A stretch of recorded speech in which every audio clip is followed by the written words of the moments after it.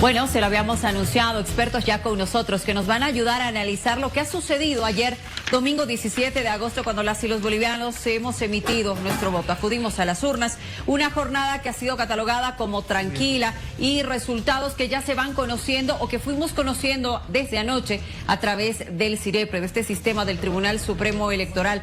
Claro, repercusiones de inmediato, candidatos que se han pronunciado de inmediato, incluso algunas voces ya de brindar apoyo, como lo hizo Samuel Doria Medina con Rodrigo Paz Pereira, a quien le habló anoche a través de nuestra pantalla, se comunicaron y también le brinda su apoyo. ¿Qué va a pasar en esta segunda vuelta? ¿Qué analizamos? Sorpresivo para muchos y es la consulta que le tenemos en redes sociales. Le recuerdo participar, por favor, con su votación. Voy a saludar a nuestros invitados. Álvaro Hurtado, especialista en comunicación política, nos acompaña de manera presencial. También tenemos a Marianela Paco, ella nos acompaña como ex autoridad y además experta en el tema de comunicación. Y de igual manera damos la bienvenida a Mauro Becerra, que nos acompaña como estratega político desde Argentina. Buenas noches, un gran panel. Arranco contigo, Marianela, por favor, si me lo permites. Buenas noches. Buenas noches, ¿cómo estás? ¿Qué ha pasado con el partido que durante tantos años ha tenido mucha fuerza en este país, el MAS, que pasa raspando estas elecciones? ¿Qué ha pasado con el MAS? Es un instrumento que se ha desgastado más rápido de lo pensado y hay responsables de ese desgaste. Lo triste es que la representación de esas mayorías ha llegado así y lo que tenemos por resultado, en mi lectura, es ese hartazgo, cansancio, decepción, rechazo a la corrupción encaramada, un cúmulo de decepciones que se han expresado en las urnas de dos formas. Una con el ausentismo, la otra con el voto nulo, que nadie se puede atribuir, o de pronto un porcentaje a alguien sí, pero en definitiva es parte del ejercicio democrático. Y lo otro es el desbande que se ha tenido, ¿no? Me hablas de culpables, Marianela, ¿quién? Así es. Los culpables son los que se han peleado. Uno, dos... Evo y Arce. Evo, Álvaro han empezado a generar sus propias estructuras desde hace tiempo. Álvaro García Linera creó lo que es Columna Sur, siglo XXI, Generación Evo y no sé cuántos otros grupos al interior de la burocracia del Estado boliviano, desplazando la estructura y la esencia del instrumento político y la revolución democrática y cultural. La culpa es de Evo por haber optado por él y ese círculo, después haberse peleado con parte de esa estructura, porque Luis Arce es parte de la estructura de Álvaro, igual que Eduardo del Castillo y todos los demás, así que esa estructura ha entrado en cancha, nosotros hemos hecho el repliegue, hemos dicho, bueno, que vayan, y ahí está, ese es el resultado. La impostura, la mentira, el desplazamiento, la corrupción, pues en Bolivia no se perdona. A ver, yo quiero ir al resultado que ayer a todos nos ha sorprendido y estamos justamente con el comunicador Álvaro Hurtado para que tú más o menos hagas un análisis.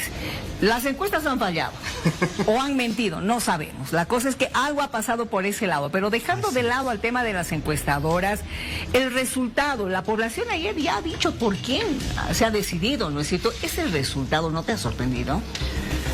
Sí, no. ¿Por qué no? Ya habíamos dicho hace mucho tiempo cuando andábamos por aquí que había otro sentimiento, ¿no? Un sentimiento que no estaba expresado en las encuestas. Claro, estábamos hablando de los indecisos. Estábamos con el clic, sí. No tanto, sino estábamos hablando, por ejemplo, de los jóvenes, ¿no? Sí. Que los partidos no hacían clic. Ya tenían posiciones, pero no hacían clic. Entonces, no me sorprende, sí me sorprende la persona. Sí me sorprende la persona porque no es por él, sino creo yo es por Lara, ¿no? Lara es definitivamente es una marca mucho más fácil de vender. Y tenía una, no propuesta, pero sí tenía por lo menos una racionalidad. ¿Pero por qué es una marca que pueda vender? Porque el nombre es fácil, porque es repetitivo, porque tuvo la actitud esta de yo voy a ir contra la corrupción. Entonces, ese era el producto que estaba, entre comillas, vendiendo, ¿no? ¿No le estás restando importancia a Rodrigo? Yo creo que él ha tenido otro tipo, sí le estoy restando importancia, ¿no? Yo creo que él ha tenido otro tipo de actitudes, ha tenido otro tipo de relacionamiento. Yo quisiera hablar más de este lado comunicacional. Su relación con la gente definitivamente ha sido un poquito menos que la que ha tenido Lara, ¿no? El capitán. Pero sí hay que reconocer que él ha tenido una relación directa, no soberbia, ha sabido sonreír, ha sabido respetarse. Ayer ha sido la actitud totalmente diferente de él cuando estaba con la prensa. Un momento, no te voy a responder hasta que vayamos un poco más allá. ¿Por qué te digo de todo esto, mi querido Álvaro? Porque estamos hablando de un Rodrigo Paz Pereira que durante más de 2 años debe ser, que ha estado caminando, yendo a municipios, yendo pueblo por pueblo, caminando, haciéndose escuchando además las demandas de la población. Y de un capitán Lara que ¿cuánto tiempo está en campaña? 2 meses. Claro, mucho menos. Claro, sí, mucho menos. O sea, hay una diferencia. Pero yo no quisiera romantizar el trabajo que han realizado. ¿no? Yo creo, sí, por supuesto, y también podemos hablar de los 200 bolivianos que invirtió, o del chaleco que tuvo permanentemente como uniforme y las camisas más sueltas. Sí, evidentemente ha hecho trabajo. No, estoy de acuerdo, no hay que desmejorarlo, pero la marca que ha quedado con la gente, más allá del trabajo que haya hecho él, para mí es esa marca, ese eslogan rapidito. Ahora, eso no le va a quitar que él ha trabajado, tampoco va a quitarle las grandes peleas que tiene y las grandes resistencias que tiene en su propio territorio. Entonces, sí, definitivamente es algo novedoso. No quisiera romantizarlo, creo que hay que esperar un poquito, creo que hay que ver esas manos negras si existen por detrás. ¿O realmente ellos van a tener una actitud de propuesta? Vamos a hablar de eso más adelante. Tufi, por favor, te escuchamos. Sí, está con nosotros Mauro Becerra desde Argentina. Gracias, Mauro, por estar aquí esta noche. Mauro, en Bolivia, como se sabe ya, ganó la primera vuelta Rodrigo Paz. Estaba cuarto, quinto, máximo tercero en la encuesta y a distancia. ¿Qué es lo que ocurrió desde el punto de vista, cómo se lo ve desde Argentina? Bueno, gracias por la invitación. A ver, esto en cierto punto también traslada la sorpresa de este lado, ¿no? de la frontera. Venimos de una experiencia similar, que es la victoria de Javier Milei en 2023, en donde decididamente había un panorama en el cual la política más tradicional interpretaba a través de Alianza Juntos por el Cambio, o en su momento el frente de todos, la posibilidad de disputar ahí, ¿no?, la continuidad de la presidencia, y termina resultando que un candidato con características de outsider, de tercero, de movilización bastante particular y directa con la ciudadanía, es el que terminó siendo no solo la sorpresa en la primera vuelta, sino también el ganador del comicio. Yo estaba escuchando atentamente lo que decían los colegas, por supuesto que además interpreto que al estar inmersos en la realidad de Bolivia van a tener mucho más material que yo para este diagnóstico, pero es innegable que este tipo de situaciones o de fenómenos que ocurren cuando se revela un candidato de esta manera, primero, no hay una sola razón, ¿no? Escuchaba esta cuestión de la entrada del capitán Lara en el comicio, de cómo logró movilizar. Sin duda hay algo ahí muy importante, como mencionaba el colega, si mal no recuerdo, Álvaro, por esta cuestión de lo que está pasando con los outsiders en todo el mundo en general, ¿no? Digo, sí, rápidamente, como mencioné recién a Milei, podemos hablar de Castillo, podemos hablar de Trump, podemos hablar de Bolsonaro, de estos fenómenos que vienen a incorporarse desde afuera de la política y a impactar muy directo en la comunicación con la gente, que es una llegada que la política tradicional ha perdido, o que le ha costado ese ejercicio. Y en cierto modo, esta cuestión de un buen uso de redes sociales, de un mensaje directo, de una legitimidad a la hora de llevar estos mensajes, ¿no?, como es en este caso, permite construir una masa y una movilización que una mística, por decirlo de algún modo, que otros espacios no la logran, por más que haya fuertes inversiones o fuertes apoyos desde muchas veces el empresariado, la política tradicional y demás. Pero también quiero mencionar que sin ningún lugar a duda está pasando algo diferente en el comicio de Bolivia, porque está rompiendo esta línea general en la que el outsider era el que ganaba la presidencia, ¿no? Porque debemos decir que los 3 candidatos que están en un primer orden, los que sonaban primero, tanto Samuel como Tuto, como ahora Rodrigo, son candidatos que vienen del sistema político, ¿no?, que tienen su recorrido, su pertenencia, y bueno, y así todo, en un continente donde cada vez se le da más espalda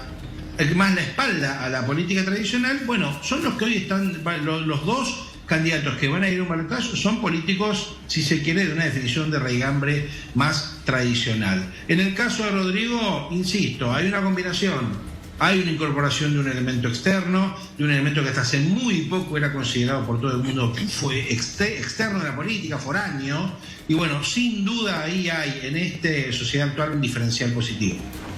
Bueno, contigo, Marinela, y la consulta es la siguiente: ¿cómo va a asumir la izquierda, cómo asumirán los sectores sociales un balotaje entre estos dos candidatos que claramente no comulgan con la línea? El primer dato es que no va a repetir en este momento este rechazo que tiene a los indicios de que de esta idea de acortar el Estado, de reducir el Estado. Vale decir, no cabe en el pueblo boliviano las ideas libertarias. No cabe, por ejemplo, el tema de no fascismo, no ajuste estructural, de shock, entre otras propuestas que tiene que ver precisamente aquello que no le da seguridad a el campo mayoritario de la población. Entonces, va a ratificar en este caso ese mal menor que anticipaba ya Álvaro, y va a tomarse un tiempo, no sé si son 2 años, 1 año o los 5 años, para rearticularse, porque había alguna gente ayer que estaba bien alegre y decía, no, el MAS ha muerto la izquierda. Yo les decía, por favor, ninguno de los dos está muerto, pero fundamentalmente el pueblo, mientras haya pueblo, esas mayorías carentes de privilegios, que siempre van a tener esas necesidades, que van a tener esa relación obrero-patronal, por ejemplo, entonces siempre va a existir esa tendencia que se llama izquierda ideológicamente para reivindicar sus derechos y encontrar una respuesta de atención a las mismas. Pero Marinela, la izquierda, ¿hacia quién es más probable que puedan ir el voto? Ahorita yo creo que ya ha dado sus señales, el mal menor. Se está yendo hacia el centro, por eso yo decía, han optado ya por eso y no van a reeditar, o más bien no van a ir en la tendencia de esta reducción del Estado, o sea, no va a ir con la derecha extrema, no va a ir con el fascismo que representa Tuto Quiroga, o las élites oligárquicas que han comprado las encuestas, por ejemplo. La ética comunicacional ahí tiene un paréntesis y mucho que responder ahí adentro, Pero de todas formas, dejando de lado eso, ¿cómo se va a rearticular en la segunda vuelta? Por ese mal menor. Segunda lectura sobre lo que va a pasar. Va a tomarse tiempo, decía, serán 1 año, 2 años o los 5 años para rearticularse como tejido social. La base orgánica que ha quedado diezmada, dividida por las avaricias, por las traiciones, por las codicias, por la corrupción, entre otras cosas, pues va a quedar desplazada. Seguramente nuestras organizaciones sociales se volverán a fortalecer entre sí, encontraremos nuevos líderes, encontraremos también nuevas características de nuevas formas de organización, dado el mundo digital, por ejemplo, Entonces, en ese sentido, yo creo que el tema de la gobernabilidad va a ser un tema en permanente discusión. ¿Cuánta interlocución va a encontrar el ganador, digamos, de la segunda vuelta en gestión de gobierno para poder dialogar con los sectores sociales? ¿Por qué? Porque no hay ideología, no hay esa coincidencia que hace sumar y movilizar naturalmente a la población, no hay esa mística a la que refería Mauro desde Argentina, o sea, no hay ese encantamiento hacia los candidatos, por eso es el mal menor, sino hay un rechazo a todo lo que se ha acumulado, lo peor que se ha sobrepuesto en estos últimos 5 años en nuestro país. Entonces, en ese sentido, yo espero que las organizaciones sociales vuelvan a constituir un nuevo instrumento para que su representación y su participación legítima vuelva a aparecer. ¿Para qué? Para materializar esta gran revolución democrática y cultural que se constitucionalizó. Todavía no se ha entendido, todavía no se ha desarrollado y el desafío está ahí, defender que esa diversidad no quede desplazada, que esa diversidad no quede apocada o pisoteada. Vale decir, hay que estar en alerta para garantizar nuestros derechos a partir de ese Estado plurinacional que teja efectivamente la interculturalidad, esta capacidad de relacionamiento, de diálogo, de horizontalidad y hacer crecer de nuevo a nuestro país. Bien, a ver, yo voy a retomar el tema de Rodrigo Paz Pereira con Álvaro, porque tú has hablado hace rato, ha habido manos negras para la elección de Rodrigo. ¿Me puedes un poquito más entenderemos las manos hacer crecer eso, hacer crecer esa idea? ¿A qué te refieres? ¿Qué cosas han pasado para que haya sido elegido, no? Yo no voy con la línea de Marianela, esta idea de que hay ideología necesariamente constituida por detrás. ¿Qué pasa por detrás de eso? Seguramente pues hay otros tipos de cosas más sencillitas, más pragmáticas, como no tengo el dinero o estoy haciendo muchas cosas. ¿Quién organiza esas formas? No vamos a negar. Cuando uno viaja por el área rural encuentra sedes de campaña de PDC y no así de Tuto o de Claro. No las encuentra. ¿Quién organiza eso? Alguien tiene que organizarla. A eso le estoy llamando una mano negra. Esas formas de organización que tiene nuestra sociedad. Otra mano negra que yo la veo, el lamento boliviano, ¿no? El quejarnos, el decir que siempre hemos sido constituidos así y que la reivindicación es otra forma. Yo creo que los chicos de hoy en día, los jóvenes de hoy en día, no necesariamente etiquétenlos como libertarios o socialistas. Yo creo que no hay que pensarlos así. Hay que pensarlos como gente que tiene manos que hacen cosas, no estas escondidas que hay por abajo que quieren ponerle etiquetas como pues estamos escuchando ahorita, ¿no? Que vamos a volver, que la reivindicación, que aquí tenemos la Constitución, que yo creo que no van las cosas por ese lado. Creo que a veces hay que mirar o de una manera más sencilla o también entender ese clic que no ha tenido definitivamente. Ayer Bolivisión transmitía, mientras transmitía aquí en el set, estaba transmitiendo digitalmente. ¿Qué se escuchaba decir a los chicos? Lucy, déjanos, y escribían, ¿no? Lucy, déjanos, queremos escucharlos. Esos chicos digitalmente no querían escuchar ese momento los comentarios. Y luego decían, ¿y qué opinas tú? ¿Y qué opinas tú? Había 4 invitados ahí. Eso te demuestra que estos chicos son inteligentes, que no les tienes que ir a contar las historias y que no les vas a venir con estas ideologías porque ya se han dado cuenta. Si a eso quieres llamarle libertarios de derecha, es una opción. Pero también estaban la compañera de izquierda, donde también te decía, no creemos estas cosas. Por eso digo que hay estas formas de mirar la realidad, estas cosas ocultas, que no las podemos aclarar con tanta facilidad, que alguien las está operando. Además, creo que hay personas, grupos que las operan, a veces sin querer. O sea, tampoco busquemos... O sea, no manos negras en el mal sentido de la palabra. No, sino cosas que están por ahí. Ahora, también pueden ser negras, tampoco tenemos que estigmatizar, ¿no? Yeah. Pueden ser negras, verdes, naranjas. Lo importante es que hay alguien por detrás.